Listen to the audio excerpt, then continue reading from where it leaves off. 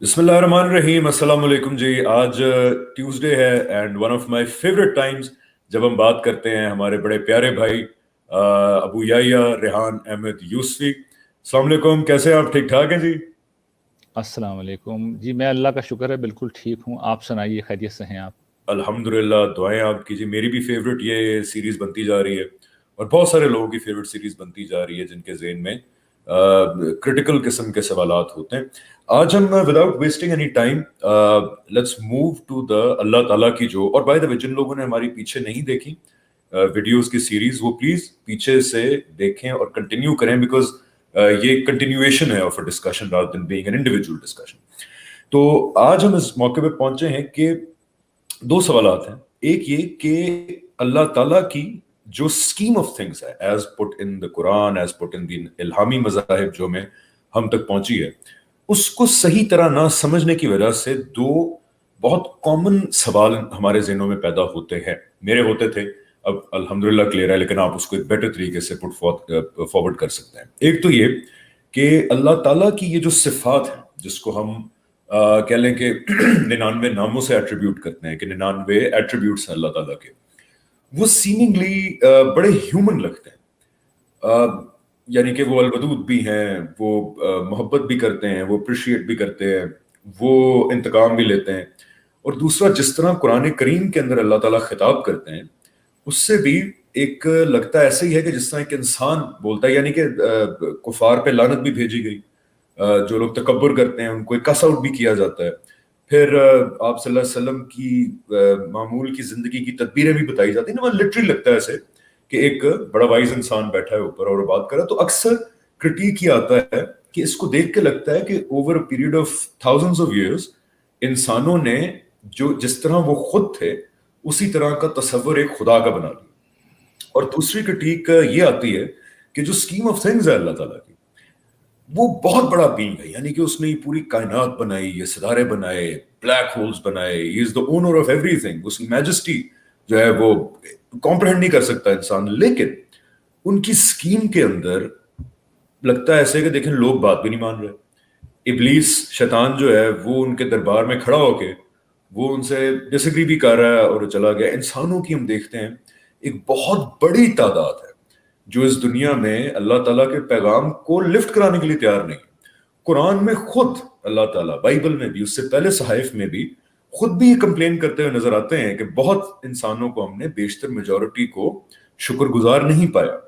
तो लगता है ऐसे कि एक माजल्ला, क्योंकि ये क्रिटिक एथियस्ट की तरफ से आती है कि ये तो फिर बड़ी वीक स्कीम ऑफ थिंग्स है, जो लगता है अल्लाह ताला तो बार बार माजल्ला फेल हो रहे हैं अपनी स्कीम ऑफ थिंग्स में, क्योंकि ज्यादातर लोग जो है उनको मैसेज को देखने के लिए तैयार नहीं है। रेहान भाई। देखें, इस कन्फ्यूजन, इस सरकशी, इस बगावत, इस अंकार का आगाज़ स्कीम ऑफ थिंग्स जिसे आप कह रहे हैं, और मैं खुदा की तख्लीकी स्कीम जिसे कहूँगा, उसको ना समझने की वजह से सबसे पहले शैतान ने किया था। यानी शैतान ने अल्लाह ताला के ख़िलाफ़ जब बगावत की थी तो उसकी वजह यही थी कि उसके सामने ये स्कीम पूरी तरह क्लियर नहीं थी, और फरिश्तों के बरक्स जिन्होंने इस स्कीम को समझने के लिए आजाना तरीके पे सवाल किया था, उसने सवाल करने के बजाय सरकशी का मुजाहरा किया। लेकिन हम कुरान मजीद में बड़ी दिलचस्प बात ये देखते हैं कि वही शैतान है जो बगावत भी करता है, सरकशी भी करता है। क़यामत के दिन वो तीर की तरह सीधा है, बल्कि सूरह इब्राहीम में जिस तरह आता है, इंसानों को समझा भी रहा है कि भाई हम अपने अंजाम को पहुंच गए हैं, मैंने जो वादे किए थे वो झूठे थे, खुदा ने जो वादे किए थे वो सच्चे थे। तो उसकी वजह ये नहीं है कि उसकी सरकशी कोई कम हुई थी, इसलिए कि वो तो खुदा का इतना बड़ा आरिफ था। जिस वक्त पहली दफ़ा उसने चैलेंज किया था अल्लाह ताला को, उस वक्त भी ये जानता था कि वो किसको चैलेंज कर रहा है। क़यामत के दिन में खुदा की अज़मत को उसने पहली दफ़ा नहीं देखा था। क़यामत के दिन सिर्फ हुआ इतना, या होगा इतना, कि वो स्कीम जिसके तहत ये दुनिया बनाई गई है पूरी तरह खोल दी जाएगी। और हाल ये होगा कि उसके बाद कुरान मजीद ये कहता है सूरह बनी इसराइल में कि जो नाफरमान हैं, जो काफिर हैं, जो मुनकर हैं, जिन्होंने रसूलों की बात भी नहीं मानी थी, वो भी खुदा की हम तस्बीह और तारीफ़ कर रहे होंगे। यानी खुदा पे कोई इल्ज़ाम नहीं लगा सकेंगे। تو آپ اگر خدا کی اس تخلیقی اسکیم کو سمجھ لیں تو میرے خیال میں اس میں ان سوالوں کے جواب بھی مل جائیں گے، اور ہمارے بہت سے بھائی جو خدا کو نہیں مانتے، بعض چیزوں کو جو نہیں سمجھتے، مجھے امید ہے کہ ان کو بھی سچائی کو جاننے میں بڑی مدد ملے گی۔ اور جب سچائی کو انسان نہیں جانتا تو اس کو جو ایک شعر میں بیان کیا گیا ہے کہ سنی حکایت ہستی تو درمیاں سے سنی، سنی حکایت ہستی تو درمیاں سے سنی، نہ ابتدا کی خبر ہے نہ انتہا معلوم۔ تو آج ہم ابتدا پہ پہلے بات کریں گے اور پھر انتہا پہ بات کریں گے۔ یعنی حکایت ہستی، زندگی کہانی تو اس وقت درمیان میں ہے نا، ہمیں نہیں پتہ ہم کہاں سے آئے ہیں اور ہمیں نہیں پتہ ہم کہاں جا رہے ہیں، لیکن ہمارے کریم رب کی مہربانی ہے کہ اس نے قرآن مجید بھیج کر اس پورے منصوبے سے ہمیں آگاہ کر دیا۔ تو میں چاہوں گا کہ اب آپ کے سامنے وہ منصوبہ تفصیل کے ساتھ رکھوں۔ دیکھیے، اس منصوبے کا آغاز اس وقت ہوتا ہے قرآن مجید کے مطابق جو اصل میں ایک سوال کا جواب بھی ہے۔ یعنی قرآن مجید کا یہ بیان جو سورہ احزاب کے آخر میں ہے، ایک اعتراض اور سوال کا جواب بھی ہے۔ اعتراض یہ ہے، سوال یہ ہے، جو آج بھی لوگ کرتے ہیں اور قیامت کے دن بھی لوگ کریں گے، اور وہ اعتراض یہ ہے کہ ہمیں زبردستی دھکا مار کے یہاں بھیجا گیا ہے، ہم تو اپنی مرضی سے موجود نہیں ہیں۔ آپ غور کیجئے کہ اگر واقعتاً صورتحال ایسی ہی ہے کہ ہم خدا کے فیصلے کے تحت اس دنیا میں آئے ہیں، تو قیامت کے دن جنت میں گئے تو بہت اچھی بات ہے، اور اگر جہنم میں گئے تو ہم تو اللہ تعالیٰ کے عدل کو چیلنج کر دیں گے، اور ہم یہ کہیں گے کہ پروردگار، آپ نے ہم کو فارمولا 1 کی جو ریس ہوتی ہے اس میں گاڑی میں ڈرائیونگ سیٹ پہ بٹھا دیا اور ٹریک پہ چھوڑ دیا، اور شرط یہ لگائی کہ یہ ریس جیت لو تو بڑا انعام ملے گا، اور ہار گئے تو تمہیں جہنم میں پھینکا جائے گا۔ تو ہم تو اسٹریٹ اوے کہیں گے کہ ہمیں تو ڈرائیونگ ہی نہیں آتی تھی، ہم تو اس ریس میں اترنے کے لیے تیار ہی نہیں تھے، ہم تو کیپیبل ہی نہیں تھے، آپ نے ہمیں ہماری مرضی کے خلاف بھیجا ہے، اس لیے ہمارے خلاف ہر الزام کو واپس لیا جائے اور ہمیں باعزت بری کیا جائے۔ ایسا نہیں ہوگا، اور اس کی وجہ یہ ہے کہ قرآن مجید سورہ احزاب میں یہ واضح کرتا ہے کہ اس دنیا میں انسان اگر آئے ہیں، اس اسکیم میں موجود ہیں جس کے 2 انجام میں نے بیان کیے کہ جنت کی ابدی بادشاہی یا جہنم کی قید، انسان اپنی مرضی سے آیا ہے۔ قرآن مجید سورہ احزاب میں بیان کرتا ہے، جب سورہ احزاب ختم ہو رہی ہے، اِنَّا عَرَضْنَا الْأَمَانَةَ عَلَى السَّمَاوَاتِ وَالْأَرْضِ وَالْجِبَالِ فَأَبَيْنَ أَن يَحْمِلْنَهَا وَأَشْفَقْنَ مِنْهَا وَحَمَلَهَا الْإِنسَانُ إِنَّهُ كَانَ ظَلُومًا جَهُولًا، کہ اللہ تعالیٰ نے اپنی جو امانت ہے وہ آسمانوں پر، زمینوں پر اور پہاڑوں پر پیش کی تو وہ ڈر گئے اور انہوں نے اس کو اٹھانے سے انکار کر دیا، اور انسان آگے بڑھا اور اس نے آگے بڑھ کر اس امانت کا بار اٹھا لیا، بوجھ اٹھا لیا۔ گرچہ انسان، قرآن مجید نے تبصرہ کیا ہے، ظالم تھا، جاہل تھا، لیکن اس نے ایک کام کیا، اور سچی بات یہ ظالم تھا، جاہل تھا، اسی لیے یہ کام کیا، اس لیے کہ انسان کے اندر دیکھیے آج بھی یہ خصوصیت ہے کہ انسان کسی چیز کا جب خواہش مند ہوتا ہے تو پھر وہ دائیں بائیں کچھ نہیں دیکھتا۔ یہ جو عشق و محبت کی داستانیں ہوتی ہیں، یہ جو بڑی بڑی ڈسکوریز ہوتی ہیں، یہ جو سیاسی لیڈر ہوتے ہیں جو قوم کے لیے پوری زندگی، یعنی مخلص سیاسی لیڈر جو ہوتے ہیں قوم کے لیے پوری زندگی لگا دیتے ہیں، تو یہ جو دیوانگی ہے، اپنی حد سے آگے بڑھ کے کسی چیز کو چاہنا ہے اور اس کے لیے سب کچھ لگا دینا ہے، یہ ظالم و جاہل ہوئے بغیر نہیں ہو سکتا۔ تو بڑے بڑے کارنامے انسان کے ایسی وصف کی وجہ سے وجود میں آتے ہیں۔ تو اللہ تعالیٰ یہ کہتے ہیں کہ ہم نے جب انسان کے سامنے پوری اسکیم رکھی تو پوری مخلوقات کے سامنے تھی، اس میں آسمان بھی تھے، اس میں زمین بھی تھی، اس میں پہاڑ بھی تھے، سب پیچھے ہٹ گئے، سب ڈر گئے۔ کیوں ڈر گئے؟ اس لیے کہ سامنے جہنم تھی، یعنی جہنم سامنے تھی، اور یہ بتایا گیا تھا کہ اس امتحان میں ناکام ہوئے تو دیکھ لو وہ تمہارا قید خانہ بنے گا، اور جہنم کے عذاب اتنے خوفناک ہیں اور وہاں کی پکڑ، وہاں کی تکلیف اتنی غیر معمولی تھی کہ وہ سب پیچھے ہٹ گئے۔ لیکن سامنے جنت بھی تھی، تو انسان نے جہنم سے نگاہیں ہٹائیں، جنت کی طرف فوکس کیا، اور اس کے بعد کہا کہ پروردگار میں حاضر ہوں، یہ امانت مجھے دیجیے۔ اب یہ امانت کیا تھی؟ یہ اصل میں آپ کے پہلے سوال کا جواب ہے، جس میں آپ نے پوچھا ہے کہ اللہ تعالیٰ نے جو انسانوں کی طرح ہمیں محسوس ہوتا ہے کہ اللہ تعالیٰ انسانوں کی طرح بیہیو کر رہے ہیں، یعنی معاملہ اس کے بالکل برعکس ہے۔ دیکھیے، اللہ تعالیٰ کی ایک ذات ہے جس کے متعلق قرآن مجید نے واضح کیا ہے کہ قل هو اللہ احد، یعنی اللہ تعالیٰ یکتا ہیں، بالکل یونیک ہیں، وہ اپنی ذات کے لحاظ سے بالکل ممتاز ہیں، ان جیسا کوئی نہیں ہے، لیس کمثلہ شیء۔ لیکن ان کی جو صفات ہیں، ان صفات کو اللہ تعالیٰ نے انسانوں میں منتقل کیا۔ دیکھیے اللہ تعالیٰ دیکھتے ہیں، سنتے ہی انہی کا وصف ہے، وہ زندہ ہیں، یہ انہی کا وصف ہے، لیکن انہوں نے ہمیں زندگی دی، انہوں نے ہمیں دیکھنے والا بنایا، سننے والا بنایا، اس طریقے سے ہمیں تجزیہ و تحلیل کرنے کی صلاحیت دی، ہمیں فیصلہ کرنے کی صلاحیت دی، ہمیں اختیار دیا، ہمیں ارادہ دیا، ہمیں اقتدار تک دے دیا، اس زمین کا اقتدار تک دیا۔ تو قرآن مجید نے اس بات کو دیگر مقامات پر واضح کیا ہے کہ جس وقت اللہ تعالیٰ انسان کی تخلیق کا عمل کر رہے تھے تو پہلے انہوں نے انسان کو مٹی سے بنانا شروع کیا، اس کے بعد انسانوں کا اس نے تسویہ کیا، یعنی انسان کو ایک اچھی شکل میں وہ لایا، اور اس کے بعد جو آخری کام کیا تھا وہ یہ کہ اس میں اپنی روح میں سے پھونکا۔ ہم نہیں جانتے وہ روح کیا ہے، امور متشابہات میں سے ہے، لیکن قرآن مجید میں جب اس کو بات کو ہم دیکھتے ہیں تو پتہ ہی چلتا ہے کہ یہ اللہ تعالیٰ کا ایک خصوصی فیصلہ ہوتا ہے، اللہ تعالیٰ کی ایک خصوصی گویا کہ حکمت کا ظہور ہوتا ہے، خصوصی فیصلے کا ظہور ہوتا ہے۔ اس کے نتیجے میں بعض اوقات نفس وجود میں آتا ہے اور بعض اوقات الفاظ وجود میں آتے ہیں۔ یعنی اس کی ایک مثال کیا ہے؟ قرآن مجید، اس کو بھی قرآن مجید کو اللہ تعالیٰ نے بعض مقامات کے اوپر روح کہا ہے۔ یہ اصل میں کیا ہے؟ اللہ تعالیٰ کی اپنی صفات کا ظہور ہے۔ قرآن مجید کیا ہے؟ اللہ تعالیٰ کی صفت کلام، اس کا ظہور ہے جو الفاظ کے قالب میں ہوا ہے، اس کو بھی روح کہا گیا ہے۔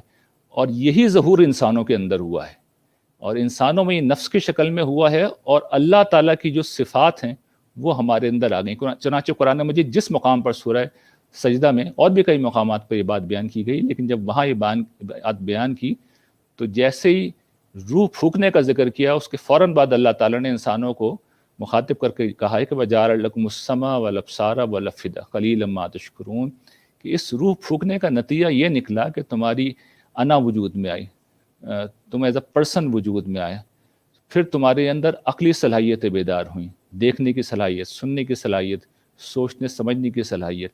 تو یہ جو امانت ہے یہ کیا چیز ہے؟ اللہ تعالیٰ نے گویا کہ اپنی صفات کا ایک عکس تھا انسانوں کے اوپر ڈال دیا۔ تو انسان اگر بولتے ہیں تو کیوں بولتے ہیں؟ اس لیے کہ خدا بولتا ہے، خدا اپنا مدعا بیان کرتا ہے، وہ کر سکتا ہے، اس نے انسانوں کو یہ چیز سکھا دی۔ الرحمن علم القرآن خلق الانسان علمہ البیان، یہ اسی نے سکھایا ہے، یہ اس کا وصف ہے۔ وہ سنتا ہے، ہم بھی سنتے ہیں، وہ دیکھتا ہے، ہم بھی دیکھتے ہیں، گرچہ فرق زمین و آسمان سے بھی زیادہ کا ہے۔ یعنی خدا کا سننا، خدا کا دیکھنا، خدا کی جتنی بھی صفاتیں انتہائی غیر معمولی ہیں، وہ لامحدود ہیں، انفینائٹ ہیں۔ انسان کو بہت محدود سطح پہ یہ چیز دی گئی۔ چنانچہ یہ پہلا حصہ ہے اس تخلیقی اسکیم کا، جس میں قرآن مجید اصل میں اس سوال کا جواب دے رہا ہے، اس اعتراض کا جواب دے رہا ہے کہ بھئی تم کو ہم نے دھکا مار کے اس دنیا میں نہیں پھینکا، پیراکی کے جس مقابلے میں تم اترے ہو، فارمولا 1 کی جس ریس میں تم اترے ہو، آپ کو پتہ ہے دنیا کی نمبر 1 ریس ہوتی ہے فارمولا 1، تو اس میں تم اپنی مرضی سے کودے ہو، تم نے جنت کو دیکھ کر اس کی خواہش کی تھی، اور اس کے نتیجے میں تم موجود ہو۔ اچھا، یہاں پہ ایک کوئک سوال اور ایک آبزرویشن، یہ بالکل ہمیں اپنے ارد گرد کے ماحول کو دیکھ کے بھی، ہماری ہسٹری کو دیکھ کے بھی یہ بالکل کلیئرلی نظر آتا ہے کہ ایون دو انسان اور کا انٹیلیجنٹ کوشنٹ جو ہے وہ باقی مخلوقات سے اتنا سپیریئر ہے، یعنی کہ ہمارے بعد جو مخلوق انٹیلیجنٹ ہے وہ لیٹس سپوز آکٹوپسز ہیں یا ڈولفنز ہیں، لیکن ہم دیکھتے ہیں کہ انٹیلیجنس میں اور اس سینس آف سیلف میں اور شعور میں جو انسان کے پاس ہے بڑا زمین آسمان کا فرق ہے۔ یعنی کہ کمپیوٹرز، اے آئی، آگے جا کے لوگ یہ کہتے ہیں نا کہ اگر کمپیوٹرز کو انف کمپیوٹنگ پاور دے دیں تو کیا انسانوں کی طرح سیلف اویئر ہو جائیں گے؟ لیکن بہرحال ابھی تک تو نہیں ہوئے۔ یہ بھی ڈیبیٹ آتی ہے کہ اگر سیلف اویئر ہو بھی گئے تو کیا وہ ایک شخصیت ہوگی جیسے ایک انسان ہے یا نہیں ہوگی؟ تو یہ بڑا پریکٹیکلی آبزرویبل ایک بات ہے کہ ہمارے میں جو صلاحیات ہے صرف یہ نہیں کہ ہم کچھ تدبیریں کر لیتے ہیں، ہم علوم کو تخلیق کرتے ہیں، ہم سوچتے ہیں، سمجھتے ہیں، چیزوں کو اپلائی کرنا شروع کرتے ہیں۔ ہمارے ہاں جس کے نتیجے میں دیکھیں پوئٹری جنم لی، آرٹ اور اس کی اپریسیشن، اس کو تخلیق کرنا، اور سب سے بڑی بات یہ کہ sense of self, sense of موت کو پرسیو کرنا، موت کے بعد کیا کچھ ہے یا نہیں ہے، اس چیز کو سوچنا، یہ اتنی ڈسٹنکٹیو فیچر ہے انسانیت کی کہ جس کے نتیجے میں آپ کو پتا ہے کہ بڑی بحثیں جنم لی انسان کی تاریخ کے اندر کہ باقی مخلوقات میں شاید روح نہیں ہے اور انسان کے اندر روح ہے، یا انسانوں میں بھی ہم نے ریسزم کے چکر میں کہا کہ جی انسانوں کے اندر بھی کچھ ریسز ہیں جن کے اندر روح نہیں ہے اور صرف ہمارے اندر ہے. تو یہ بڑی پریکٹیکلی آبزرویبل بات ہے. ایک سوال یہاں پہ یہ جنم لیتا ہے کوئکلی کہ آپ نے کہا کہ اللہ تعالیٰ نے اسکیم آف تھنگز دکھائی جس میں جنت کا مشاہدہ بھی کرایا، جہنم کا مشاہدہ بھی کرایا. وہ پتہ یہ چلتا ہے قرآن سے کہ وہ تو بھی تخلیق ہوں گی، بیکاز آئی نو یہاں کرٹیک آئے گا کہ جنت و دوزخ آپ کہتے ہیں کہ ابھی بنے گی، اسی زمین اور آسمان کو ایک نیا زمین اور آسمان میں کنورٹ کیا جائے گا. تو پھر وہ جنت دوزخ دکھائی گی وہ کوئکلی بتا دیں وہ کیا تھا، مشاہدہ تھا ایک؟ دیکھیے اللہ تعالیٰ کی قدرت تو ہر چیز سے مابرا ہے. وہ تو جو چاہیں جس لمحے چاہیں تخلیق کر سکتے ہیں اور جس لمحے چاہیں ختم کر سکتے ہیں. تو اس کا پورا امکان ہے کہ اللہ تعالیٰ نے اس چیز کو اس وقت جنت و جہنم کو بنا دیا ہو، اور اس کا بھی پورا امکان ہے کہ انہوں نے اس کو ممثل کر دیا ہو. دیکھیے آج تو ہم اس کا پورا شعور رکھتے ہیں نا کہ اگر ہمیں کوئی اچھی ڈاکیومنٹری دکھائی جائے تو ایک ریئلٹی جو ہے وہ ریئلٹی سے بڑھ کر ہمیں نظر آنے لگتی ہے. ہم تو اپنی آنکھوں کے سامنے ہی دیکھتے ہیں.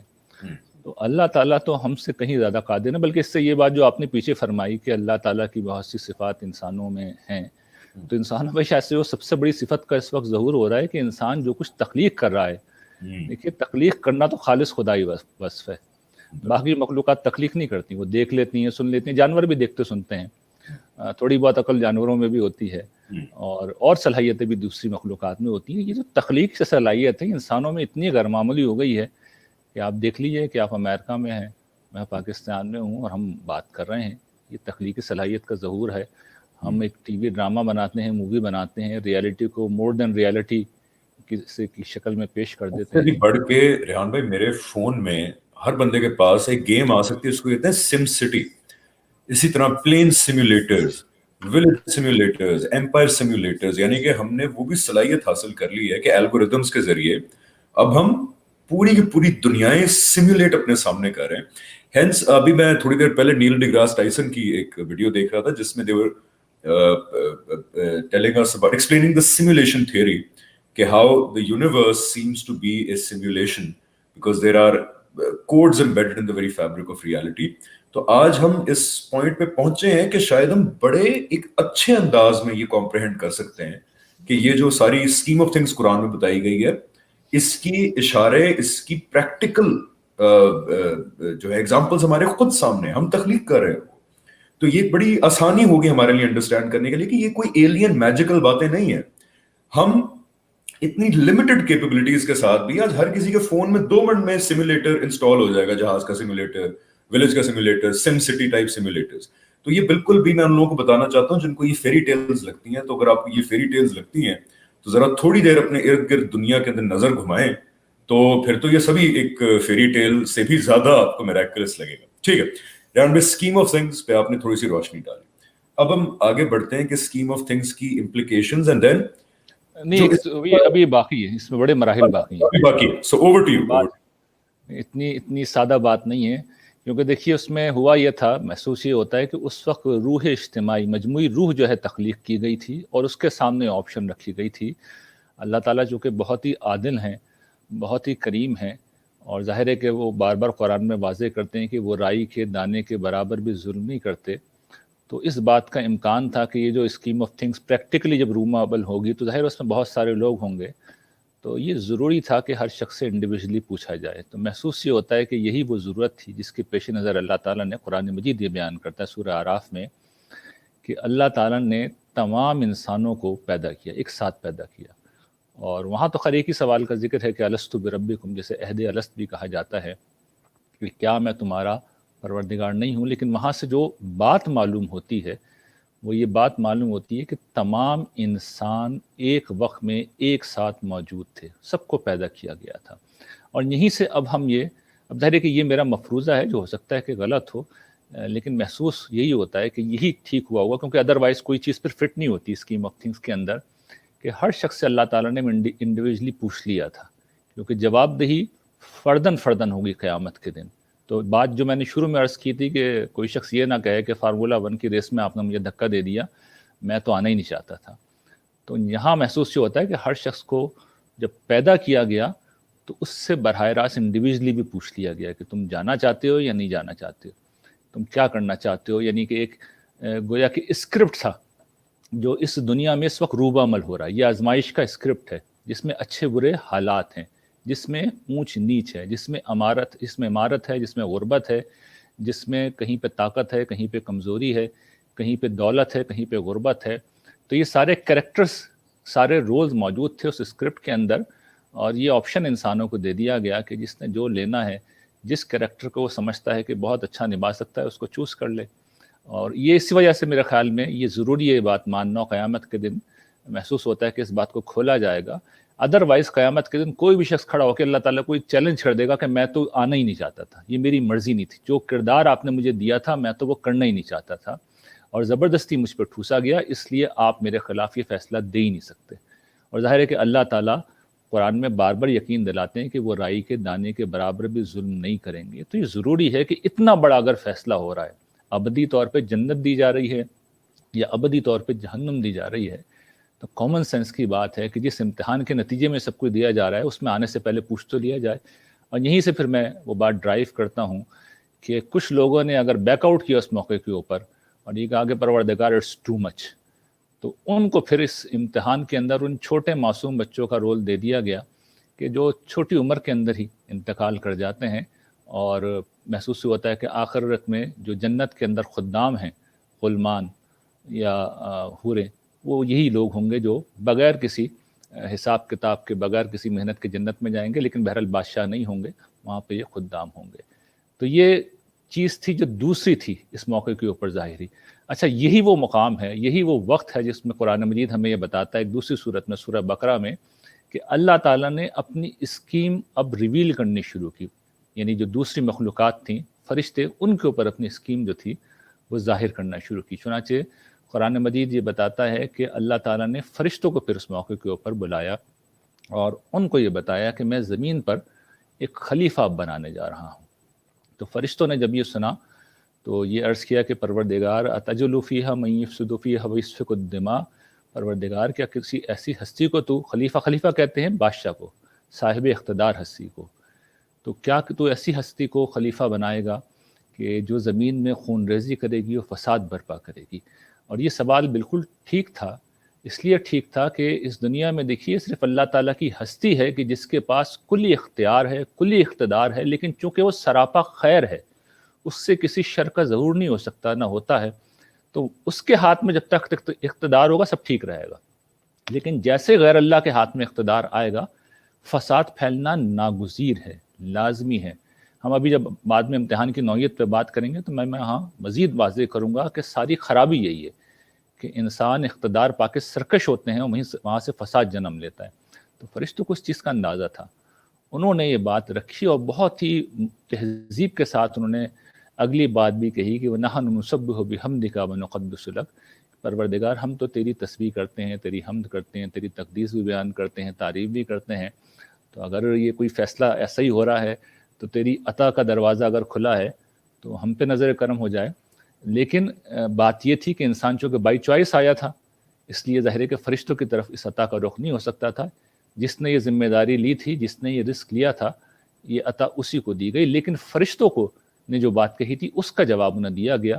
اور قرآن مجید یہ کہتا ہے کہ اس موقع پر حضرت آدم علیہ السلام کو اللہ تعالیٰ نے ان کی ذریت کے ان سرکردہ لوگوں کا تعارف کرایا جن کے متعلق اللہ تعالیٰ کے علم میں یہ بات طے تھی، اس لیے کہ اللہ تعالیٰ فیوچر تو بہرحال جانتے ہیں کہ یہ وہ انبیاء ہیں، یہ وہ شہداء ہیں، یہ وہ صدیقین ہیں جو اس پورے ماحول میں، یعنی خون ریزی کے ماحول میں، فساد کے ماحول میں، نہ صرف یہ کہ ان برائیوں سے، اس ظلم سے، اس فساد سے اپنے آپ کو بچائیں گے، بلکہ یہ خیر کے علمبردار بن کے کھڑے ہوں گے، یہ حق کے شہداء بن کے کھڑے ہوں گے، یہ سچائی پر خود بھی عمل کریں گے اور لوگوں کو اس کی دعوت دیں گے.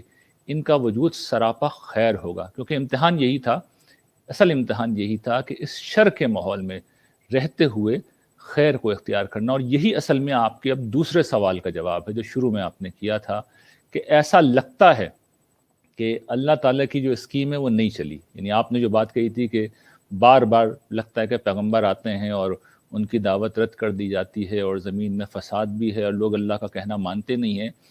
تو میں آپ کی توجہ دلاؤں گا کہ اصل اسکیم یہی ہے.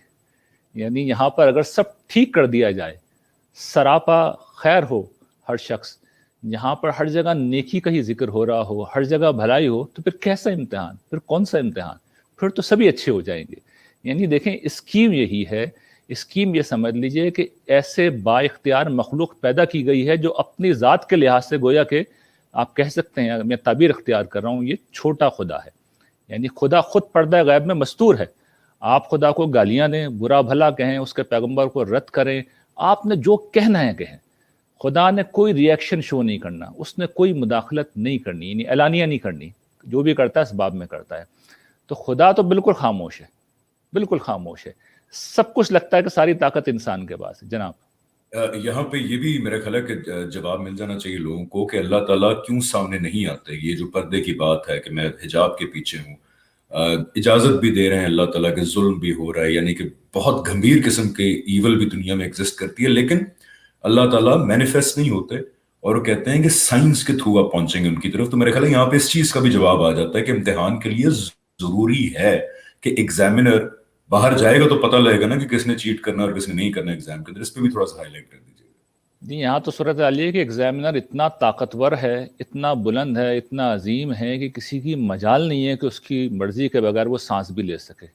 یعنی صورت حال یہ ہے کہ ہمارا دل بعد میں دھڑکتا ہے, پہلے اللہ تعالیٰ سے پرمیشن لیتا ہے. ہماری سانس بعد میں چلتی ہے, پہلے اللہ تعالیٰ اجازت دیتے ہیں. ہم لمحے لمحے میں اس کے محتاج ہیں. وہ اس درجے طاقتور ہستی ہے کہ ہمارے دل میں ایک خیال ہم تک بعد میں پہنچتا ہے, اس تک پہلے پہنچ جاتا ہے. ہماری زبان سے ایک لفظ بعد میں نکل کے دوسرے کے کان تک پہنچتا ہے, اللہ تعالیٰ تک پہلے پہنچ جاتا ہے. تو جو ہستی اس درجے علم والی ہے, اس درجے قدرت والی ہے, اگر وہ ظاہر ہو جائے تو دیکھیے پھر ہم سب تیر کی طرح سیدھے ہوں گے, پھر کوئی بھی سرکشی نہیں کرے گا. 99.99% لوگ بالکل ہی نیک ہو جائیں گے. تو پھر وہ اس امتحان کی اسکیم فیل ہو جائے گی, کیونکہ امتحان یہی ہے کہ آپ کے پاس اختیار ہے, اقتدار ہے, قوت ہے, طاقت ہے, اور خیر و شر کا شعور بھی ہے, خیر کرنے کی صلاحیت بھی ہے, شر کے ظہور کی بھی صلاحیت ہے, لیکن آپ اپنے اندر کے شر کو خود دبا دیں بغیر کسی خوف کے, بغیر کسی خارجی خطرے کے. یعنی آپ گن پوائنٹ پہ کوئی کام نہیں کر رہے, فرشتے آپ کے سامنے نہیں کھڑے ہوئے, خدا کی ہستی آپ کے اوپر اس طرح نمایاں نہیں ہے, بلکہ وہ تو غیب میں ہے. آپ اپنی مرضی سے سرنڈر کر رہے ہیں, انکنڈیشنل سرنڈر کر رہے ہیں خدا کو, غیب میں جاننے کے باوجود, اس کی صفات کے متعلق جان کے, اس کے پیغمبروں کی زبانی اس کا تذکرہ سن کے. اصل میں یہ اتنی بڑی خدمت ہے, یہ اتنا بڑا کام ہے کہ کوئی اور کر نہیں سکتا. یعنی جنت اسی کا بدلہ ہے کہ ایک شخص خدا بنایا گیا تھا, اس نے اپنی خدائی کو بندگی میں بدلا اور خدا کے سامنے سرنڈر کر دیا, انکنڈیشنل سرنڈر کر دیا. جنت اسی کا بدلہ ہے, جنت اسی کا بدلہ ہے. اور اپنے آپ کو بادشاہ سمجھنا, خدا سمجھنا, حالانکہ انسان کچھ بھی نہیں ہے, تو اصل میں کیا ہے کہ جہنم اسی کا بدلہ ہے, خدا کے سامنے سرکشی کرنے کا. تو یہ وہ منصوبہ ہے. اور اس میں سب سے اہم اور بنیادی بات یہ ہے کہ دیکھیے یہ جو اسکیم آف تھنگس ہے, یہ جو تخلیقی اسکیم ہے, جس کو فلسفے کی زبان میں پرابلم آف ایول بھی کہتے ہیں بعض اوقات, یہی امتحان ہے, یہی امتحان ہے. میں آپ کو ایک بڑی دلچسپ بات بتاؤں. میں جس زمانے میں نوجوان تھا اور ہم چیزوں کو دیکھ رہے تھے, پڑھ رہے تھے, تو الہاد ایک پروسیس ہوتا ہے, سوچنے والا آدمی گزرتا ہے اس سے. تو اس زمانے میں برٹن رسل کو ہم بہت پڑھا کرتے تھے, اور 20ویں صدی کے وہ بڑے دانشوروں میں سے تھے. یعنی علم کی دنیا میں تو خیر اور لوگ بھی بہت ممتاز ہوئے ہیں, لیکن علم اور فلسفے کی دنیا کے ساتھ وہ اصل میں عملی دنیا کے بھی آدمی تھے, انٹلیکچوئل لیڈر تھے. تو وہ مختلف جگہوں پہ جاتے تھے, تقریریں کرتے تھے, بہت نمایاں ایتھیسٹ تھے. تو ان کے خطبات کا ایک مجموعہ ہے جو شائع ہوا بعد میں, why I'm not a Christian کے عنوان سے, کہ میں ایک مسیحی کیوں نہیں ہوں. تو اس کے پریفیس میں انہوں نے یہ بات لکھی ہے کہ میں اس خدا کو کیسے مان سکتا ہوں جس نے یہ عظیم کائنات بنائی, یہ نیبولاز بنائے, اور اتنی بڑی بڑی شاندار چیزیں اس نے تخلیق کی, اور آخر میں اس کا جو فائنل پروڈکٹ ہے وہ کون ہے؟ وہ ہٹلر ہے. یعنی ہٹلر جس نے سمجھے کہ ایک جنگ چھیڑ کے 7 کروڑ لوگ, 6 کروڑ لوگ مروا دیے. اور آپ کو پتہ ہے آخر میں ہٹلر نے ایک ریوالور اپنی کنپٹی پہ رکھا اور 1 سیکنڈ میں اس کا کام تمام ہو گیا. تو 6-7 کروڑ لوگوں کے قاتل کے ساتھ یہ ہوا کہ وہ اطمینان کے ساتھ نکل گیا. حالانکہ اس کو تو کوئی سزا دی بھی جاتی تب بھی اس کے لیے کافی نہیں تھی. تو یہ سوال پیدا ہو جاتا ہے نا کہ بھئی یہ کیا ہے, اتنا بڑا شر پھیلا ہوا ہے, یہ اس وقت ہوتا ہے جب آدمی اس دنیا کے امتحان ہونے کو نہ جانے، اور وہ یہ بات نہ جانے کہ اس دنیا میں جو خیر و شر کا جتنا بھی سلسلہ ہے، جتنے بھی اچھے برے حالات ہیں، وہ اس لیے ہیں کہ ہمیں آزمایا جائے، ہمارا امتحان لیا جائے۔ تو یہی وہ اسکیم تھی جو فرشتوں کے اوپر واضح تھی، اللہ تعالیٰ نے حضرت آدم کے ذریعے سے واضح کی، اور فرشتوں کو پھر کہا، حضرت آدم سے یہ کہا کہ اب فرشتوں کو ذرا متعارف کراؤ، یہ جو میرے بندے ہیں ان سے ان کو متعارف کراؤ۔ تو حضرت آدم نے جب متعارف کرایا اور بتایا کہ یہ وہ لوگ ہیں، یہ حضرت عیسیٰ علیہ السلام کو یقیناً تعارف کرایا گیا ہوگا، حضرت موسیٰ کا کرایا ہوگا، حضرت نوح کا کرایا گیا ہوگا، ہمارے نبی حضرت محمد مصطفیٰ صلی اللہ علیہ وسلم کا تعارف کرایا گیا ہوگا کہ یہ وہ لوگ ہیں جو انسانیت کی اعلیٰ ترین ہستیاں ہیں، جو بدترین حالات کے اندر بھی خیر کے اوپر قائم رہیں گے۔ تو اس کے بعد پھر فرشتوں کے اوپر یہ بات واضح ہوئی کہ تو اسکیم ہی اس طرح کی ہے کہ اس طرح کی خون ریزی اگر نہ ہو، فساد نہ ہو، تو امتحان ہو نہیں سکتا، اور اگر جو ہستیاں اس امتحان میں کامیاب ہو جائیں پھر تو خلیفہ نہیں بننا چاہیے، پھر تو اقتدار ان کے پاس ہی آنا چاہیے، پھر تو جنت کی بادشاہی بھی انہیں ملنی چاہیے۔ تو یہ جب معاملہ ہو گیا تو اس کے بعد اللہ تعالیٰ نے تیسرے مرحلے میں یہ حکم دیا فرشتوں کو بھی، اور جو دوسری صاحب اختیار مخلوق تھی جن، ان کو بھی، کہ تم سب اب آدم کو سجدہ کرو۔ تو سارے فرشتے قرآن کہتا ہے سجدے میں چلے گئے، جنوں میں سے ایک جن ابلیس نے انکار کر دیا، اور انکار نہ صرف یہ کہ اس نے کیا بلکہ قرآن مجید کے مطابق اس نے تکبر کیا، ابا واستکبر وکان من الکافرین، اس نے انکار کیا، تکبر کیا، اور اس طرح وہ منکرین میں سے ہو گیا۔ تو اس کے بعد جو اس کا ایک اللہ تعالیٰ کے ساتھ ڈائلاگ ہوتا ہے، اس میں وہ اللہ تعالیٰ سے یہ کہتا ہے کہ پروردگار مجھے تیری عزت و جلال کی قسم کہ میں یہ ثابت کروں گا کہ انسانوں کو جو تو نے عزت دی ہے، انسان اس کے مستحق نہیں ہیں، تیرے ناشکرے ہیں، بس تو مجھے مہلت دے دے قیامت کے دن۔ تو اس سے مہلت دے دی گئی۔ اچھا دیکھیے، اس نے جس طرح فرشتوں نے اسکیم کو سمجھنا چاہا تھا، ان کے بھی سوال تھے، انہوں نے سوال کیا تھا، شیطان نے یہ کام نہیں کیا۔ شیطان براہ راست سرکشی کے اوپر آ گیا، نہ اس نے سوال کیا۔ اگر وہ سوال کرتا تو اس کو بھی شاید وضاحت دے دی جاتی، اگر وہ معافی مانگتا تو اس کو بھی معافی دے دی جاتی، اس لیے کہ اللہ تعالیٰ کی ہستی اپنی ذات میں بہت کریم ہے، مہربان ہے۔ لیکن اس نے سرکشی کی، مہلت مانگی، تو اسے مہلت دے دی گئی، اور یہ فیصلہ ہوا کہ حضرت آدم علیہ السلام کو اور ان کی اہلیہ محترمہ کو اس دنیا میں بھیجنے سے پہلے انہیں ایک عارضی جگہ پہ رکھا جائے، باغ میں رکھا جائے، اور انہیں بتایا جائے کہ انہیں کس طرح کے امتحان سے گزرنا پڑے گا۔ اور پھر قرآن مجید ایک واقعہ ہے جو ان دونوں کا واقعہ جو قرآن مجید میں 6-7 مقامات پہ بیان ہوا ہے، اس میں یہ چیز قرآن مجید بیان کرتا ہے کہ ان دونوں پر یہ پابندی لگا دی گئی کہ گرچہ وہ میاں بیوی ہیں لیکن وہ میاں بیوی کا تعلق قائم نہیں کریں گے۔ شیطان ان کو وسوسہ انگیزی کرتا رہا، اور ظاہر بات یہ قرآن مجید نے تمثیل کے اسلوب میں بیان کیا کہ وَلَا تَقْرَبَا هَٰذِهِ الشَّجَرَةَ، ایک خاص درخت ہے اس کے قریب مت جانا، لیکن سورۃ طٰہٰ میں اللہ تعالیٰ نے واضح کر دیا کہ وہ درخت جو تھا جس کا ذکر ہو رہا تھا وہ کوئی حقیقت کا بیان نہیں ہے بلکہ شجرۃ الخلد، ہمیشگی کا، دوام کا درخت ہے۔ تو اس کا مطلب یہ ہے، اور پھر شیطان نے بھی جس طرح ان کو وسوسہ انگیزی کی کہ دیکھو تم اس کا پھل کھا لو، اس لیے کہ اللہ تعالیٰ نے تمہیں اس لیے کھانے سے منع کیا ہے کہ تمہیں ابدی زندگی نہ مل جائے۔ تو ابدی زندگی کیسے ملتی ہے؟ جب انسان کو اولاد ملتی ہے۔ تو انسان تو اس دنیا سے رخصت ہو جاتا ہے، اس کی اولاد باقی رہتی ہے۔ تو حضرت آدم علیہ السلام ہماری شکل میں آج کے دن تک موجود ہیں اس دنیا کے اوپر، انہی کی بادشاہت، انہی کا اقتدار قائم ہے۔ تو یہ شیطان نے ان کو بار بار وسوسہ انگیزی کی، یہاں تک کہ ان کو اس نے پھسلا لیا، اور پھر ان دونوں نے وہ پھل کھا لیا۔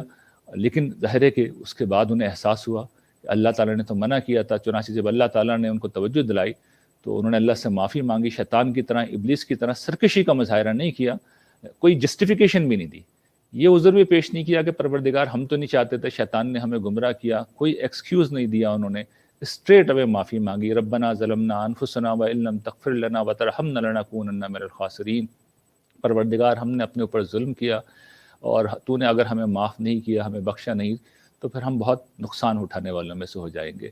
تو یہ جب انہوں نے کام کیا تو اللہ تعالیٰ نے نہ صرف یہ کہ ان کی بخشش کا، معافی کا فیصلہ کیا، بلکہ اس موقع پر حضرت آدم علیہ السلام کو نبی بنایا گیا، اور ان کو اس ہدایت کے ساتھ اس زمین کے اوپر بھیجا گیا کہ اب تم دنیا میں جا کے رہو۔ اور گویا کہ اس قصے میں قرآن مجید ہمیں یہ سبق دیتا ہے کہ اس اسکیم آف تھنگس کے اندر، اس امتحان میں 2 بنیادی امتحان ہیں۔ ایک امتحان تو یہ ہے کہ جو شیطان تھا، جس نے سرکشی کی تھی، جس نے بات کو سمجھنے کے بجائے سوال کرنے کے بجائے اس نے اللہ تعالیٰ کے اوپر اعتراض کر دیا تھا، اللہ تعالیٰ کے اوپر بہتان لگایا تھا، فبما اغویتنی، پروردگار جس طرح تو نے مجھے گمراہ کیا، یہ الزام اس نے لگایا اللہ تعالیٰ کے اوپر، یہ گستاخانہ کلمات اس نے کہے. تو یہ رویہ جس نے اختیار کیا اس کا انجام جہنم ہے. یعنی پہلا سبق ہمیں یہ مل رہا ہے کہ یہ جو انانیت ہے، یہ جو تکبر ہے، شیطان نے حضرت آدم علیہ السلام کو بہت حقیر سمجھا تھا، تذلیل کی تھی ان کی. یہ کہا تھا کہ یہ جو حقیر مٹی سے بنایا گیا آدم ہے، تو مجھ سے کہہ رہا ہے کہ میں اس کو سجدہ کروں، خلقتنی من نار و خلقتہ من طین، حالانکہ میں تو ایک برتر چیز سے، آگ سے پیدا کیا گیا ہوں، اور یہ انسان حقیر مٹی سے پیدا کیا گیا ہے. اور پھر ظاہر ہے کہ ہم جانتے ہیں انسان مٹی سے پیدا کیا گیا، اور آج ہم جس جسم کے اندر رہتے ہیں تو وہ اوپر تو بڑا خوبصورت ہے، اندر سوائے نجاست کے اور گندگی کے کچھ بھی نہیں بھرا ہوا. تو شیطان نے ہمیں حقیر سمجھا، اور بظاہر ٹھیک سمجھا اس نے، لیکن اس نے اصل بات سمجھنے کی کوشش نہیں کی. انسان اصل میں ایک بہت بڑا مقام پہلے حاصل کر چکا تھا، اللہ تعالیٰ نے کسی وجہ سے انسان کو عزت دی تھی. تو جب کوئی شخص بات سمجھنے کا رویہ اختیار نہ کرے، فرشتوں کی طرح بات سمجھنے کے بجائے شیطان کی طرح اعتراض کرے، اللہ پر الزام لگائے، اللہ پر الزام لگائے. میں اپنے ان بھائیوں سے خاص طور پر توجہ دلاؤں گا جو ایتھیسٹ ہو جاتے ہیں، وہ اصل میں اللہ پہ الزام ہی لگا رہے ہوتے ہیں. بات سمجھنے کے بجائے وہ ریئیکشن میں آ جاتے ہیں، اللہ تعالیٰ کی تخلیقی اسکیم سمجھنے کے بجائے وہ بغاوت پر اتر جاتے ہیں. تو میں ان سے بہت ادب سے ان کی خدمت میں عرض کروں گا کہ آپ نے شیطان کا راستہ اختیار کیا ہے. آپ بات سمجھنا چاہتے ہیں تو آپ کے ہر سوال کا جواب موجود ہے، آپ کے ہر اعتراض کا جواب موجود ہے، آپ کی ہر بات کو واضح کیا جائے گا، ہر اعتراض کے بارے میں یہ ایکسپلین کیا جائے گا کہ اس کی کیا جسٹیفیکیشن ہے. لیکن شیطان کا رویہ اختیار کیا تو پھر اللہ تعالیٰ تو سزا دینے میں پھر سخت ہیں. یعنی وہ پھر ان کی شان بہت اونچی ہے اور بغاوت ان کی بارگاہ میں نہیں کی جا سکتی.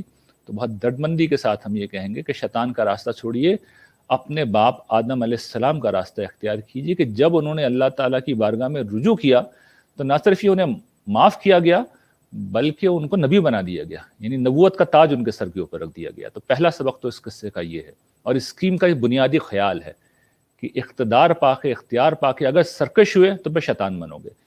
اور دوسرا یہ کہ حضرت آدم و حوا کے معاملے میں جو انسانوں کی سب سے بڑی کمزوری ظاہر ہوئی وہ یہ کہ جو مرد عورت کا تعلق ہے یہ انسانوں کی بہت بڑی کمزوری ہے، اور اس میں بھی انسانوں کی ایک بڑی تعداد جو ہے وہ پھسلے گی. اور یہ اگر آپ غور کیجئے تو یہ خواہشوں میں سب سے بڑی خواہش کی علامت ہے، یعنی جنس جو ہے خواہشوں میں سب سے بڑی خواہش کی علامت ہے. تو میں اس کو ایسے بیان کرتا ہوں کہ یہ خواہش ہے دوسری چیز جہاں سے انسان بھٹکتا ہے. تو ایک انانیت ہے اور دوسری خواہش ہے جو اس امتحان میں ہمیں سب سے زیادہ رسوائی کا سبب بنتی ہے. تو یہی اب ہمارا امتحان ہے کہ اس دنیا میں ہمیں مکمل اختیار دے کے بھیجا گیا ہے، ہمیں اقتدار دے کے بھیجا گیا ہے، ہمارے اندر خواہش بھی ہے، ہمارے اندر انانیت بھی ہے. اب ہمارا کام ہے کہ ہم اس خواہش کو خدا کے حکم کے مطابق استعمال کرتے ہیں یا بالکل اس کو آزاد چھوڑ دیتے ہیں. ہم اپنی انا کو خدا کے سامنے سرنڈر کرتے ہیں یا اپنی انا کے پجاری بن جاتے ہیں. اس کا فیصلہ ہمیں کرنا ہے. ہم جو فیصلہ بھی کریں گے اس کا نتیجہ قیامت کے دن بھگتیں گے، اور قرآن اس یاد دہانی سے بھرا ہوا ہے کہ وہ دن آئے گا اور اس کے آنے میں کوئی شک نہیں ہے. بالکل، you've explained it very well ماشاءاللہ in very good words. جو کہ اسکیم آف تھنگس ہے، اس سے بہت سارے سوالات جو ہیں وہ اگر ہم سمجھنا چاہیں تو اس کے بڑے آسان جوابات ہیں اس پوری اسکیم آف تھنگس کے اندر. اور میں تھوڑا سا ایک آبزرویشن دے دوں، پھر ہم جاتے ہیں اب جتنی بات کر سکتے ہیں ود ان 48 منٹس آخرت اور موت اور آگے کے سفر کے بارے میں، کہ انسان جو بیسکلی بدل ہوتے ہیں اس پوائنٹ سے کہ دنیا میں ایول کیوں ہے، اگر خدا ہے تو دنیا امپرفیکٹ کیوں ہے، تو وہ اسی اسکیم سے آشنا نہیں ہوتے تو ان کے ذہن میں سوالات پیدا ہوتے ہیں. Because by this very scheme of things جو کہ حضرت آدم سے لے کے آپ صلی اللہ علیہ وسلم تک الہامی صحائف میں بھی بیان کی گئی ہے، اس کے اندر دنیا کی امپرفیکشن وہ ضروری ہے. بیکاز دنیا امتحان کی بنیاد پہ کھڑی ہے، دنیا انصاف کے بیسس پہ نہیں بنے گی. جو انصاف کی بیس پہ دنیا بنے گی وہ یوم الدین اور اس کے بعد بنے گی. تو میرا خیال ہے کہ دنیا کو ٹھیک کرنے کے یا دنیا کو ٹھیک دیکھنے کی خواہش کیونکہ بڑے اچھے انسانوں میں ہوتی ہے. ہم دیکھتے ہیں بہت نیک لوگ جو ہیں وہ اپنی زندگیاں صرف کرتے ہیں، اینڈ ویری رائٹلی سو. انسانیت کی خدمت کرنے میں ہمیں بھی کرنی چاہیے چیریٹی، لیکن ود دا مائنڈ سیٹ کہ دنیا some how will become perfect. But history بھی اس بات کی گواہ ہے، ساری نون ہسٹری بھی، پری ہسٹری کی ہسٹری بھی، اور جو آگے آنے والے واقعات لگتے ہیں کہ دنیا پرفیکٹ نہیں ہوگی بہرحال. آج بھی ہم ایک ایسی دنیا میں ہیں جو امپرفیکٹ ہے، اور تقریباً نیئر فیوچر جو سیبل فورسیبل فیوچر ہے اس میں بھی ہمیں ایسی دنیا نہیں نظر آئے گی جو پرفیکٹ ہو. اچھا، اسی لیے بھی ہمارے جو ایگزسٹنگ مذاہب ہیں، 2 منٹ اس بارے میں بات کر دیجیے گا. جوڈیزم جو الہامی مذاہب ہے، کرسچینٹی اینڈ اسلام ایز ویل، کے اندر بھی شدت سے یہ خواہش پائی جاتی ہے کہ ایک دن یہ دنیا ہی پرفیکٹ ہو جائے گی، پرامن ہو جائے گی. اس لیے ہم کانسیپٹس دیکھتے ہیں سارے، مسیحا کا ایک کانسیپٹ دیکھتے ہیں، تینوں مذاہب کے لوگ ویٹ کر رہے ہیں کہ وہ ایک مسیحا آئیں گے اور وہ دنیا کو پرفیکٹ کریں گے اور اس کے بعد قیامت آئے گی. تو یہ جو دنیا کو پرفیکٹ دیکھنے کی ایک میرے نزدیک امپریکٹیکل ڈیزائر ہے، اور اس ڈیزائر کی شدت کے نتیجے میں یہ جذبات نکلتے ہیں کہ یار دنیا تو ظلم سے بھری ہوئی ہے، خدا نہیں ہے. یہ ذرا واضح کیجئے گا کہ اللہ تعالیٰ کا ایمفیسس اس دنیا کو پرفیکٹ کرنے کا ہے یا پھر اس کے بعد کی زندگی کا؟ میں ایک بڑی دلچسپ بات آپ کو بتاتا ہوں، اور میرا ذاتی آبزرویشن ہے، تاریخ کا ہو سکتا ہے میں غلط ہوں.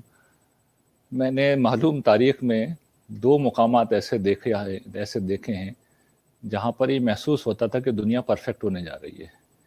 ایک حضرت داؤد علیہ السلام اور حضرت سلیمان علیہ السلام کی بادشاہی، اور دوسری رسول اللہ صلی اللہ علیہ وسلم اور خلافت راشدہ میں حضرت ابو بکر اور حضرت عمر کا دور.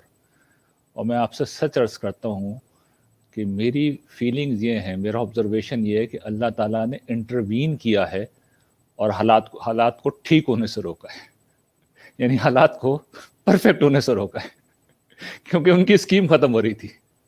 حضرت سلیمان علیہ السلام کے زمانے میں جو قرآن مجید نقشہ کھینچتا ہے، آپ اندازہ کیجئے کہ حضرت داؤد کے بعد سلیمان، اور سلیمان کے بعد کوئی تیسرا بادشاہ بھی ایسا آیا تھا تو اس نے پوری دنیا کو ٹھیک کر دینا تھا.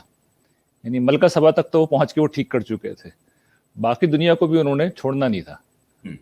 تو ہم یہ دیکھتے ہیں حضرت سلیمان کا جو بیٹا آیا وہ ایسا شخص تھا کہ اس نے سارا ستیہ ناش کر دیا ان کی پوری سلطنت کا. اور ہم تاریخ کے اتار چڑھاؤ میں بھی ایسے دیکھتے ہیں کہ ایک پیریڈ آتا ہے جب لگتا ہے کہ تقریباً سب ٹھیک. ریسنٹ ہسٹری میں دیکھیں ہم 1970s 60s 80s 90s especially Soviet union ٹوٹنے کے بعد لگ رہا تھا کہ اب دنیا ایک پرامن اس کی طرف جا رہی ہے. لیکن اب دیکھیں پھر وہ رشیا ابھر آیا، چائنا ابھر آیا، اب آپس میں جیسے جیسے لیڈران وہاں گئے. تو بالکل آپ ٹھیک کہہ رہے ہیں کہ آبزرویشن میں جب آپ دنیا کو، پریزنٹ دنیا کو بھی، فورسیبل فیوچر کی دنیا کو بھی اور پاس کی دنیا کو بھی لاتے ہیں تو انسان جو ہے وہ دنیا کو پرفیکٹ نہیں کر پائے گا. اور یہ بالکل ڈیوائن سکیم آف تھنگس کے تحت ہے. لیکن اس سے پلیز آڈینس کو میں کہہ رہا ہوں غلط مطلب نہ لیں. ہم یہ نہیں کہہ رہے کہ انسانیت کی مدد نہیں کرنی چاہیے، دنیا کو بہتر کرنے کی کوشش نہیں کرنی چاہیے. وہ تو اس ڈیوائن سکیم آف تھنگس کا حصہ ہے نا، کہ جس طرح ریحان بھائی نے پہلے کہا کہ ان انسانوں کا انتخاب ہو رہا ہے جو جن سے صرف خیر کا ظہور ہو. تو خیر کا ظہور کا مطلب ہی یہ ہے کہ آپ دنیا کے اندر بھی ایک ایسے انسان بنیں گے جو باقیوں کی مدد کرے گا، جو دنیا کو بہتر کرنے کی کوشش کرے گا. اچھا جی، اب میں بھی اس میں واضح کر دوں، دیکھیے بالکل میرا مطلب یہ نہیں تھا کہ لوگ خیر کی کوشش نہ کریں. میں نے انبیاء کے متعلق کہا ہے وہ خیر کے علمبردار ہیں، عام لوگوں کو بھی خیر کے علمبردار ہونا چاہیے. ہمیں اپنے اجتماعی معاملات کو بھی ٹھیک کرنے کی کوشش کرنی چاہیے، لیکن یہ کہ اگر نہ ہو تو دل برداشتہ نہ ہو. یہ ہے وہ چیز جس کی طرف ہم توجہ دلا رہے ہیں. اس لیے کہ لوگ آخر میں دل برداشتہ ہوتے ہیں، مایوس ہوتے ہیں، اس کے بعد وہ منفی طریقے اختیار کرتے ہیں، اور وہ منفی طریقے اپنی ذات میں خود زیادہ بڑا فساد پیدا کر رہے ہوتے ہیں. تو آپ ایک چیز کو جب ہدف بنائیں گے اور وہ حاصل نہیں ہوگی تو آپ نیچرلی مایوس ہوں گے، پھر آپ اپنے حصے کی خیر بھی چھوڑ دیں گے، اور پھر آپ منفی رویے اختیار کریں گے، آپ خود اخلاقی پستی کا شکار ہوں گے، آپ خود تشدد کو اختیار کر لیں گے، آپ خود برائی پھیلانے والے بن جائیں گے. تو یہ تو تاریخ کا تجربہ ہے کہ جو لوگ اصلاح کے علمبردار بن کے اٹھے ہیں وہ ایک وقت آتا ہے کہ خود فساد برپا کرنے لگتے ہیں. اس کی بڑی حالیہ مثال جو ہے وہ کمیونزم ہے، کہ دیکھیے نا کہ انہوں نے یہ بتایا کہ بھئی یہ سرمایہ دارانہ نظام کتنی بڑی برائی ہے، کتنا بڑا ایول ہے، کتنا بڑا شر ہے. لیکن جب کمیونسٹ انقلاب آیا تو جتنی بڑی تعداد میں انسان قتل ہوئے، انسانی تاریخ میں کسی ایک اسٹیٹ کے تحت اتنی بڑی تعداد میں لوگ نہیں مارے گئے. یعنی کروڑوں لوگ جو ہے، کہا جاتا ہے کہ 20 کروڑ یا اس سے بھی زیادہ لوگ مجموعی طور پر کمیونسٹ رول کے تحت مارے گئے ہیں. تو یہ کیا ہے؟ ظلم و فساد سے انہوں نے خود بھر دیا دنیا کو. تو وہ اصلاح کے علمبردار بن کے کھڑے ہوئے تھے، لیکن سب سے بڑا ظلم انہوں نے پیدا کر دیا. تو یہ ہمیں سمجھ لینا چاہیے کہ ہم یہ نہیں کہہ رہے کہ خیر کی کوشش نہ کی جائے. ظاہری بات ہے جب ہم یہ پروگرام کر رہے ہیں تو خیر پھیلانا ہی مقصود ہے. ہم اصلاح کی کوشش کرنے والے لوگوں میں سے ہیں. توجہ صرف یہ دلا رہے ہیں کہ اس راستے میں اگر آپ اس کو ہدف بنا لیں گے تو پھر مایوسی ہوگی. مایوسی سے بچنے کا ایک ہی راستہ ہے کہ اس دنیا کو دارالامتحان سمجھیں. جس حد تک جو ہے خیر پھیل جائے اس پہ اللہ کا شکر ادا کریں, اور جو نہ ہو سکے اس کو اللہ کے حوالے کر دیں. یہ ہے بات جو ہم عرض کر رہے ہیں. بالکل ٹھیک ہے. میرے خیال ہے کہ ٹائم آج کا تو ختم ہو گیا ہے. نیکسٹ ایپیسوڈ میں پھر ہم شروع کریں گے کہ اور یہیں سے شروع کریں گے. دیکھیے اس لیے کہ آپ نے جو سوال اٹھایا تھا نا کہ انسان ہر چیز کو ٹھیک کرنا چاہ رہے ہیں, تو میں یہیں سے پھر اب بات شروع کروں گا کہ قرآن مجید نے آخرت کی دنیا کو تو بیان کیا ہے, لیکن جتنی تفصیل سے آخرت پر استدلال کیا کسی اور چیز پر نہیں کیا. اور اس میں پہلی دلیل یہی ہے, وہ یہیں سے شروع ہوتی ہے کہ تمہاری فطرت یہ بتاتی ہے کہ تم چیزوں کو ٹھیک دیکھنا چاہتے ہو. تو جو تم دیکھنا چاہتے ہو ہم اس کی پکچر تمہارے سامنے رکھ کے بتاتے ہیں کہ یہ تو وہاں ہے. جس جنت ارضی کو تم یہاں بنانا چاہ رہا ہو وہ آگے ہے, لیکن رکھی ہم نے تمہاری فطرت میں ہے. یہ خیر ہم نے رکھی ہے تمہاری فطرت میں, بالکل غلط جگہ سے ڈھونڈ رہے ہو. بالکل جی, بہت انٹرسٹنگ پوائنٹ پہ ڈسکشن پہنچ گئی ہے. سو انشاءاللہ اگلے ٹیوزڈے کو اب ہم یہیں سے کنٹینیو کریں گے. اور جیسے آج بڑا اچھا ہم نے ہائی لائٹ کیا جو قرآن ایک سینٹنس میں کہتا ہے نا کہ اور ہم نے یہ زندگی اور موت کا کارخانہ جو ہے وہ اس لیے بنایا کہ دیکھیں تم میں سے کون بہتر عمل کرنے والا.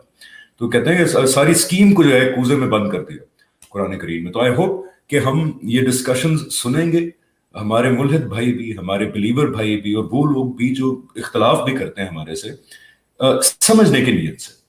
باقی غلطیاں جو ہے وہ اللہ تعالیٰ معاف کریں گے, لیکن جانتے بوجھتے ہوئے اگر ہم کوئی غلط عمل اختیار کریں گے, غلط عقیدہ جانتے بوجھتے بنائیں گے, اللہ تعالیٰ کی طرف سے کوئی انسان اگر بات کر رہے ہیں پرامن طریقے سے, اس کو سننے سے ہی انکار کر دیں گے اور اس کے بعد غلط قسم کی گندی تنقید کریں گے, گالیوں والی. تو ریحان بھائی یہ آج کل اس تھوڑے سے رویے پہ کامنٹ کر دیں اور پھر لیٹس ریپ اٹ اپ کہ لوگ سننے کے لیے تو تیار ہوتے ہی نہیں, چلیں وہ بھی کیا کہہ سکتے ہیں, لیکن سنے بغیر بس ادھر سے ادھر سے سن کے جو تنقید نہیں کرتے بلکہ لوگ الزامات پہ اتر آتے ہیں, موٹیوز کو کوشچن کرتے ہیں, گالیاں دیتے ہیں. ان کو تھوڑا سا میسج دے دیں کہ دیکھیں ہمیں تو شاید اتنا فرق نہ پڑے یا جو جن کو وہ گالیاں دے رہے ہیں, لیکن اس ایک لفظ کی جواب دہی بہرحال ان کو دینی پڑے گی قیامت کے دن. اور یہ کتنی خطرناک بات ہے کیونکہ یہ رویہ موسٹلی ان لوگوں کی طرف سے آتا ہے جو کہتے ہیں کہ ہم اللہ تعالیٰ کو بھی مانتے ہیں, قرآن کو بھی مانتے ہیں, آپ صلی اللہ علیہ وسلم پہ ایمان رکھتے ہیں اور قیامت پہ بھی ایمان رکھتے ہیں.